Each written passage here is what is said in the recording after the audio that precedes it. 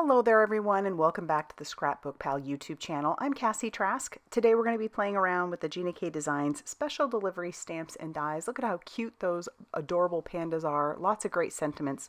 We also have those matching dies. We're also going to be using some Lisa Horton ink pads. We're using the Galaxy Dream Interference and also the Cloud9 Frozen Icicles. And I'm going to start off by using a piece of the Gina K masking paper. I'm tearing that down a little bit. And we're going to attach that down to a piece of mixed media paper that measures 4 1/4 by 5.5 inches. So what we're trying to do is build a scene here. I'm going to bring in a blending tool with one of my blending domes, and we're going to cover our fingers because this is a pigment ink, and so the pigment inks can stick to your fingers. I mean, the dye inks can as well, but I just wanted to make sure that I wasn't getting too much of that transfer onto my hands, because if you do, sometimes you could then transfer that onto other parts of your project. So I'm trying to avoid that. And so I started off with that Frozen Icicles metallic ink. We're blending that all over that upper part of the background. Originally I started with just the bottom, and then I thought, no, we're going to go ahead and do the whole thing because I want this to be a little bit more seamless. It's not going to be a perfect blend. It's just not. I suppose if I messed around with it a little bit longer, it would eventually would. But I don't know if you can tell, there is a good amount of shimmer on that. It's hard to see sometimes on camera, but in real life it is very shimmery, very pretty. So next we're going to wipe off that blending dome. We're going to keep using that one because it's still along the lines of blue. And I'm going to dip into that Galaxy Dream, and we're going to blend that just on the top and try to blend that down into our Frozen Icicles. Like I said, it's not going to end up being a perfect blend, but I have a fix for that. If you really wanted it to be perfect, like I said, you could probably mess around with it a little bit more, but I needed this to look like it was a bit of a snowy background, so I am going to bring water into this. So I'm spritzing some water into my hand and just going to make sure to sprinkle that onto my background. You can see it's already doing a little bit of the magic. I'll wipe up the excess. And so when you do that splatter, it kind of breaks up where it may not have been a perfect blend, and so it's a little bit forgiving that way. I'll peel back that masking paper, and look, we have this really fun background that looks like we have snow and we have a night sky. It's really cool. All right, we're going to set that off to the side while we bring in our mini Misty and some paper that works really well with Copic markers. I'll bring in 2 of the images. We're going to bring in this cute little panda with the dress on with some letters in her hand and the mailbox. And then I'm going to decide on one of the sentiments. They're really good sentiments, and I love how they're different fonts within each of those sentiments. So we'll pull out one of those, and then we'll stick that down onto that paper. Grab that with the door of our Misty. And then we're going to bring in some Memento Tuxedo black ink, which is a good ink for Copic markers. I'll condition these stamps. This is the first time I'm using them, so I'll just condition them real quick with my fingers. All that does is make it so that the ink will hold on a little bit better. Those oils kind of condition the stamp. So we'll stamp it down once and then one more time. And then we can start doing our coloring. So I brought in various colors. Obviously I'm going to go with a Christmas theme here. And so I'm going to do her dress in red. I'm going to put each of those colors up on the screen for you. We're going to start with some R24. That is my lighter color. I typically color light to dark. So we'll start with our R24. Then we're going to bring in some R29. And we're going to add some pleats to this dress. So it's pretty simple. Just kind of look where you think the shadow would be of the pleat, and then you just add that in using some flicking motions. And then it adds a little bit of movement to her dress, which is fun. She's so cute. We can kind of bring in the next color, which is some R89, make it even a little bit darker, and then we can blend that out with the R29 and then the R24. But play around with how dark you might want that. I think there is absolutely nothing wrong with adding a good amount of contrast. That can really be an interesting look for your eye. I just like to make sure that it's nice and blended, even if I do add that extra dark in there.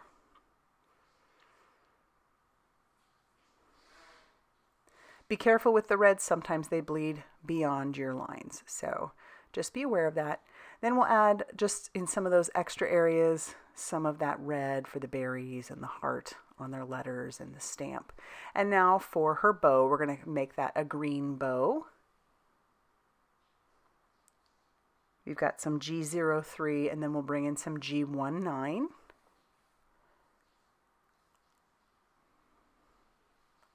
And then blend that out a little bit more. And then bring in that G19 again, just to make sure that I've got a little bit of contrast going on there. And then we'll do it on those leaves as well that are on the mailbox. I forgot about the flag, so we got to color that as well. And typically those flags are, I think they're mostly red, aren't they? I think so.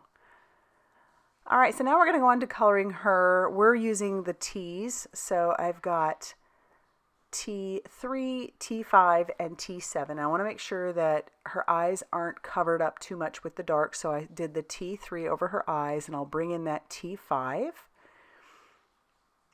And then I can blend that at the same time. Same thing with her ears. We're bringing that lighter color in the center. Also, because I wanted to add some pink later on, I want to make sure that pink shows. And then we've got our T7 just to make it even a little bit darker. And then we'll blend that out as such, going back to our medium color and then our lighter color. And I find I get a pretty good blend doing that. But of course, do what's comfortable for you. And then we can move on to her legs and her arms. So we're going to go ahead and just do the T5 and the T7 for both her legs and her arms. We don't need those to be too light. I just wanted to make sure that her eyes weren't totally darkened out. She's looking so cute. We do a little blending there.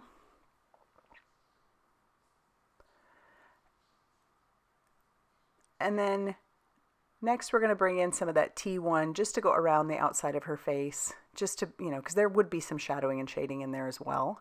And then we'll bring in some R81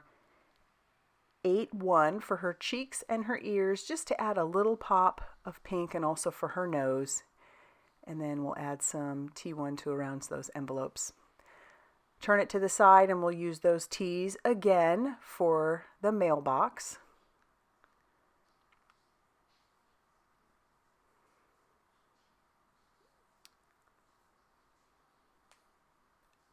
Next color up would be the T5, just to add a little bit more of that darkness to it. Really, there aren't a whole lot of colors that we're using on this, because again, I wanted it to be mostly focused on those reds and greens. And of course, that blue background really pops once we put everything together. It becomes this fun little scene card. Blending everything out, and then we have to do the post for the mailbox. The post is going to be using some browns, so we're going to use some E47, that's our lighter color, and then we'll come in with some E59, that's our darker color. I do want to add a pop of color to the snow itself, which is very, very light. We're using C1, and now we can bring in our matching dies, tack that down with a little bit of some Post-it tape, and then we can run that through our die cutting machine and have each of our pieces and our sentiment all die cut out. All right, so I've decided I want this to be cut down just a tiny bit, so we're going to trim off a little bit, like about 1/8 of an inch on each of the short sides, and then on the bottom we're going to trim off about 1/4 of an inch. Or yes, 1/4 of an inch. And take a look at the shine on that. It looks really pretty good. Now we're going to stamp a sentiment on the inside of our card base. That card base measured 5.5 inches by 8.5 inches and was scored at 4 1/4. So we're going to make it a top folding A2 size card. And then we can attach down our panel to our base using some liquid glue. But for our two colored elements, we're going to use some foam squares. I did decide for the sentiment, we're going to go ahead and just glue that down to the background. And then we're going to use a variety of foam squares for both our mailbox and our darling little panda. We're going to start off using some regular foam squares. Those are the bigger ones. Then we're going to come in with some small, and we're doing that on both. And then we'll top it off with some micro. Those are so great for some of those smaller areas like around the post. Then we can peel off all of our release paper and we can put our little panda down. And then we can add our mailbox down after we get all of the release paper off of our mailbox. But so those don't look like they're just floating around up in space there. We're going to add a little bit of that C1 underneath just to add some shadowing so it looks like they are grounded. And then that's going to finish off our card for today. I really like how this one turned out. Love that background. Those images are so cute.